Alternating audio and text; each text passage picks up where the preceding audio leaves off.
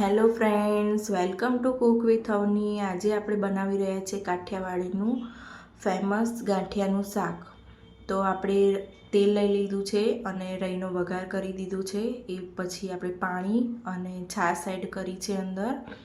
એ પછી રેગ્યુલર મસાલા આપણે એડ કરી દઈશું, જેમ કે હળદર છે, મરચું છે, ધાણા જીરું, મીઠું એ આપણે એડ કરી દીધું છે અને આવી રીતે મિક્સ કરી દઈશું। એ પછી મેં થોડી આમાં ખાંડ પણ એડ કરી હતી। ખાંડને તમે સ્કીપ પણ કરી શકો છો। એ પછી પાણીને ઉકળવા દેવાનું છે। આવી રીતે ઉભરો આવે એ પછી આપણે અંદર ગાંઠિયા એડ કરવાના છે। ક્વોન્ટિટી પ્રમાણે તમે ગાંઠિયા એડ કરી શકો છો। જેને રસા પડતું શાક પસંદ હોય એ રસો વધારે પણ રાખી શકે છે। તો આવી રીતે આપણે થોડીક વાર એને ઉકળવા દઈશું। આમાં તમે લસણ પણ એડ કરી શકો છો।